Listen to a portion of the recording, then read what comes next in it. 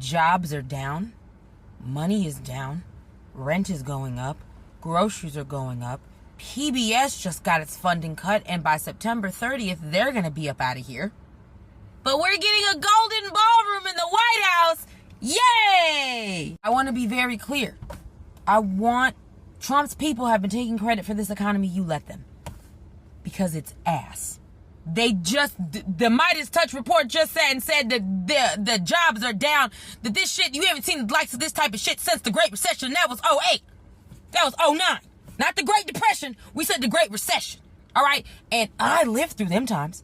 My mom was one of the first people to lose her job because she was in the mortgage industry.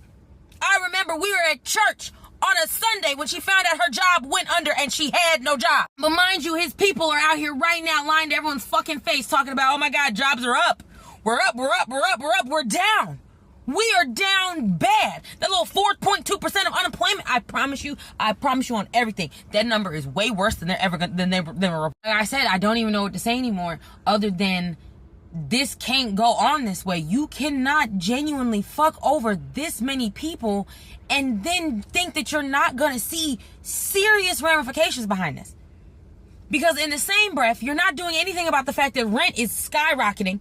It just keeps getting higher and higher and higher, and we're not doing anything about the wages. So the wages are getting lower or staying here. Everything else is getting higher. And then in the same breath, you have a president who is also literally writing executive orders that are criminalizing homelessness. So then when y'all are eventually priced out of your homes and the apartments that you rent, and then when you're forced on the streets, because keep in mind, these shelters and things are not going to be able to hold the amount of people that will be affected by this. Because eventually, when you start to see the effects of the cuts of SNAP and Medicaid and Section 8, the rates of homelessness will increase. It will skyrocket. And when it skyrockets, and when people are no longer able to afford their homes, and he's made it where being homeless is illegal or essentially criminalized, you go to jail.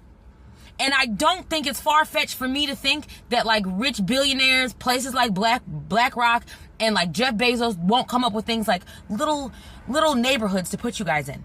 And then, you know, you get your food, you get your stuff, you get all the things, but you don't get actually any money. And the reason how you pay for it is by working. Or you do get like a little stipend, but you don't get the full stipend because the money comes out to pay for the house that you're in. It's a nice house. It's fully furnished, all the things you can get it looking however nice you want it, but you don't own it.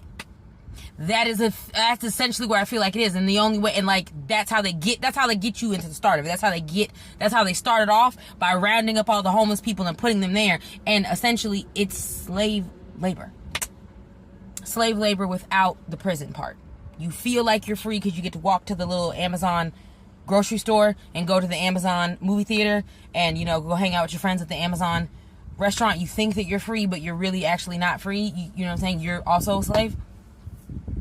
That's genuinely where I think this is headed.